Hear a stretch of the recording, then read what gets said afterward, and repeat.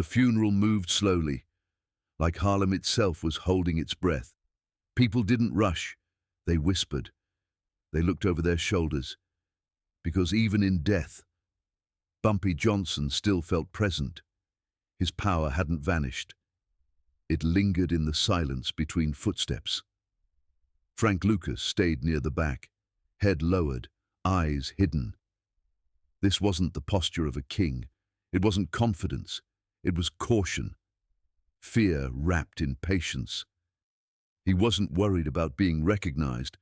He was worried about being remembered. Every face in that room carried respect. Some carried debt. Others carried fear.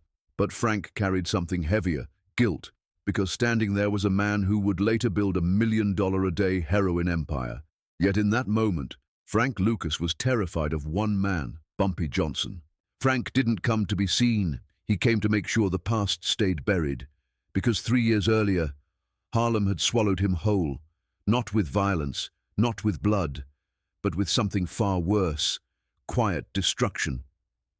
He waited, let the crowd thin, watched the last flowers placed beside the casket, and only when he was certain no one was watching did Frank step forward, kneel down, and lean close enough to whisper words meant for a man who could no longer answer. No one heard what he said, but whatever it wasn't pride, it wasn't anger, it was regret, the kind that follows you for years, the kind that forces you to run, the kind that never truly lets you sleep.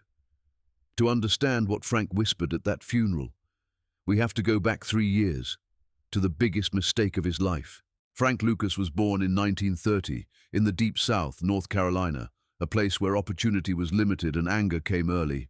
He grew up watching men work hard and still come home with nothing, watching rules bend only for people who already had power. By the time Frank was 16, he had learned one thing clearly.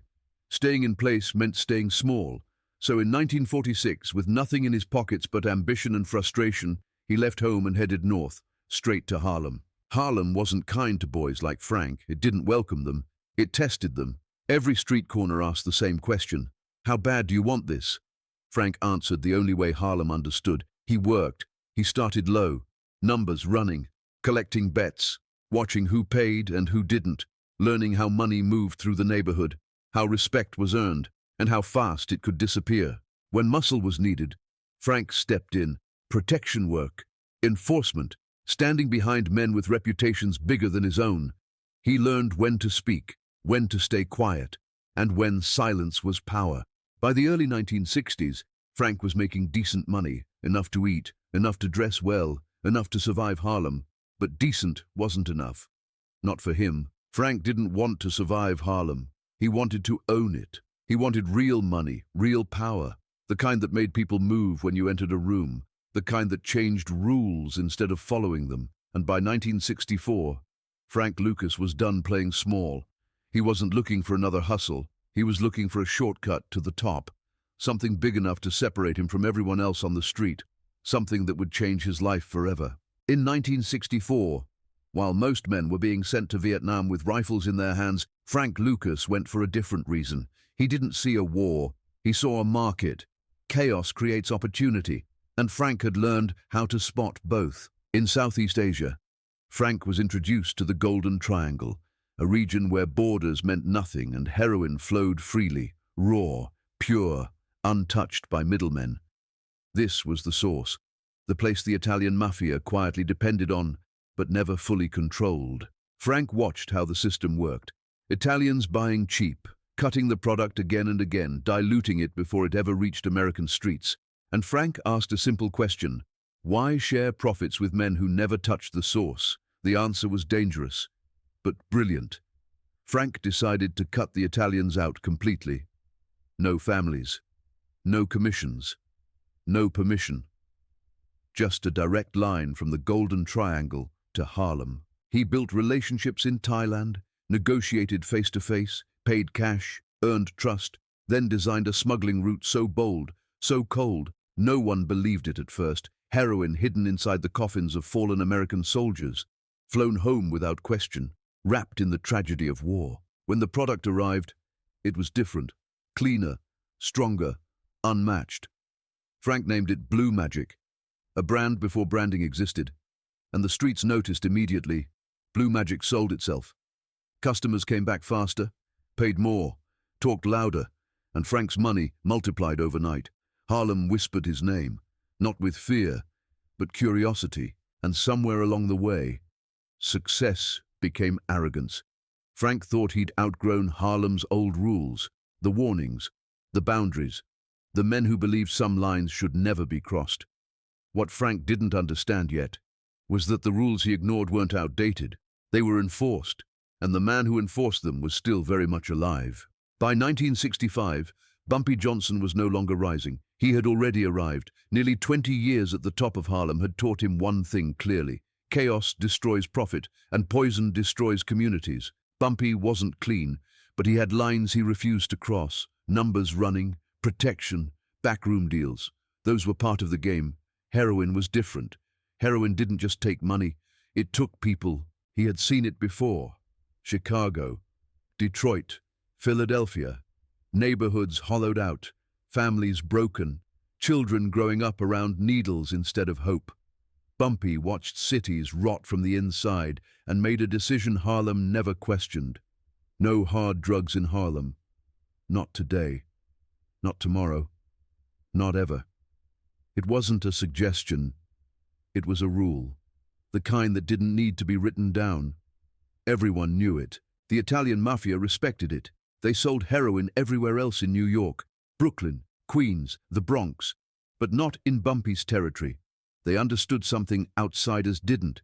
Harlem had a king. Local dealers followed the rule too, not because they were scared of violence, but because they understood consequences. Break the rule, and the neighborhood itself would turn against you. To Bumpy, this wasn't morality. It was responsibility. Harlem wasn't just territory. It was home. And he believed a man who profited from his people also owed them protection. That rule had held for years, unquestioned, unchallenged, until Frank Lucas returned from Vietnam believing the future had arrived, and the past no longer mattered. It didn't take long for the rumors to reach Bumpy Johnson. Blue Magic was moving fast, too fast. Whispers turned into names, and names turned into one man, Frank Lucas. Bumpy didn't send soldiers, didn't raise his voice, didn't make an example out of anyone. Instead, he did something far more unsettling. He invited Frank to lunch. They met at Wells' Restaurant, a quiet Harlem spot where deals were understood without being spoken aloud. The same place where Bumpy would one day take his final breath. It was early afternoon, nearly empty. Just two men at a corner table. Bumpy ordered breakfast food, calm, unbothered. Frank ordered coffee, hands steady, stomach tight. Bumpy spoke without looking up from his plate, casual, controlled. He mentioned business, mentioned names, then finally said what Frank had been pretending not to hear: heroin on 116th Street. Frank tried to sound respectful, said he was just making a living, that people wanted what he sold. Bumpy set his fork down gently, not angry, but focused. Frank, take that poison somewhere else. Brooklyn, Queens, the Bronx. I don't care, but not here, not in Harlem. His voice never rose, but the message was heavy. This wasn't advice, it was mercy.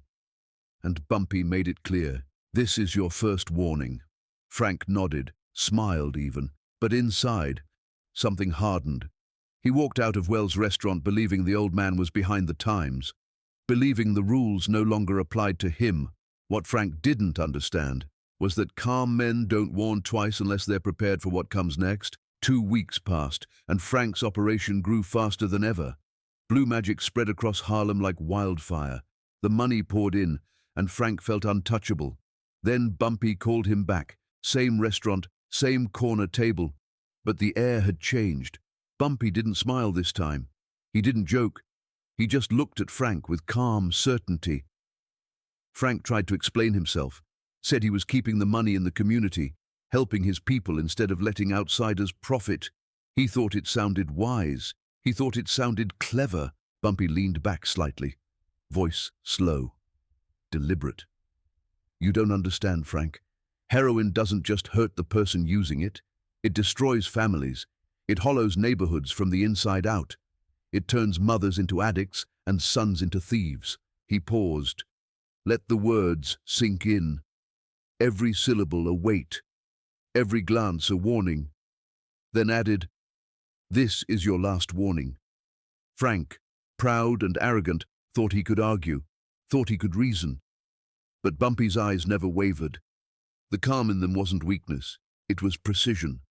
A man who knew exactly which threads to pull. Frank walked out convinced Bumpy Johnson was finished, too old, too soft, stuck in the past. He didn't see that every word, every pause, every measured breath had already sealed his fate. Bumpy Johnson didn't rush. He didn't need to. Frank's empire was young. It relied on several key pieces. Suppliers, distributors, transportation, trust. Remove one piece and the puzzle begins to collapse. He started with Chen Li, Frank's main supplier in Thailand, a man who controlled the flow of blue magic. Chen Li had a son studying at Columbia University in New York, and a gambling problem. Debts owed to men who worked for Bumpy. Bumpy made a single phone call. Quiet, polite, unassuming. Within 24 hours, every one of Chen Li's son's gambling debts was forgiven, completely erased, as a gift, with one message attached. Bumpy Johnson is a friend of your family. Chen Li understood immediately. No threats, no bribes, just a whisper of power, a favor that was also a warning, a reminder that every connection could be reached if you chose unwisely. The next day, Frank called Chen Li. Calls went unanswered. His supplier vanished. The pipeline frozen. The first domino had fallen, and Frank didn't even know why. Bumpy's people didn't shout, didn't make noise, didn't fire a gun. They simply applied pressure in the right place at the right time, proving that real power isn't loud, real power whispers. By the end of the week, Frank would discover how quiet destruction could be, how an empire worth millions could vanish without a single explosion, without a single shot fired. By Tuesday, Frank's operation was already feeling pressure. The transportation that brought blue magic into Harlem suddenly stopped. The coffins no longer arrived. Frank's network relied on cooperation at every step, and that cooperation had quietly vanished. Military officials, mortuary workers, customs agents, those who once turned a blind eye now hesitated. Questions from a friend in the FBI started trickling in. Casual at first, nothing official, but enough to freeze anyone in place. By Wednesday, the distributors began to feel the strain. Young dealers loyal only to money. They whispered among themselves. The supplier disappeared. The feds are asking questions. Frank can't protect us if this blows up. And one by one, they walked away. Thursday brought raids, anonymous tips to police, information leaking quietly through neighbors, superintendents, and landlords. The stash houses were emptied of cash and drugs. Nothing violent, nothing direct, just perfect orchestration. By Friday, Frank still hadn't been touched, but everything he owned had, every layer of his empire stripped away, from suppliers to dealers, from transport to protection. Gone, vanished before he even realized the trap had been set. Frank sat in his apartment, staring at the silence. The phone's not ringing. His contacts gone. His cash vanished. His empire reduced to memories and fear. Bumpy Johnson didn't need to fight Frank directly. He simply knew where to press, who to touch, and how to let the system do the work for him, proving that real power didn't shout. It moved quietly, invisibly, and efficiently. Tuesday morning, Frank sat in his empty apartment, phones silent, suppliers vanished, dealers gone, stash houses raided. He had $3,000 in his pocket, enough for a bus ticket. A knock came at the door. Sharp, deliberate. Frank grabbed the gun from his nightstand, approached cautiously. "Who is it?" he asked, voice tight. "Delivery," said a young kid, no more than 16. Handed over a single envelope. No explanation, no one watching, just the envelope. Inside was a single piece of paper, one sentence, written neatly, clearly, "You're still breathing. Leave." No signature, no threats, no guns. But Frank knew exactly who it was from. Bumpy Johnson had delivered a message without showing up, without lifting a finger. That night, Frank packed a bag quietly, got in his car, and drove south. North Carolina, back to where he had started, leaving Harlem behind. No goodbyes, no announcements, just exile. It was a quiet, humiliating defeat, not by bullets or fire, but by intelligence, patience, and the understanding that some battles you don't even see until you're already beaten. 3 years passed. Frank stayed away from Harlem, laying low, watching, listening. The city he had once tried to conquer remained stable. No heroin epidemic like other cities. Bumpy's rule held, and in time, Frank understood why. The truth hit him slowly. Frank feared Bumpy Johnson more than any rival, more than any cop, any gang, any weapon, not because Bumpy was violent, but because he was precise, strategic, invisible in his power. Power isn't about fear. It isn't about guns or money alone. It's about connections, knowing the people, the systems, the threads that hold a neighborhood together, and knowing exactly which ones to pull. When Bumpy died on July 7, 1968, Frank returned quietly for the funeral, knelt beside the casket, whispered his apology, not for the death, but for ignoring the lessons that had cost him 3 years of his life. After Bumpy, Frank rebuilt his empire, made millions, became a legend. But he never forgot the rules Bumpy had enforced quietly. No poison in Harlem, no shortcuts in neighborhoods that weren't yours. The most dangerous man in the room isn't the loudest.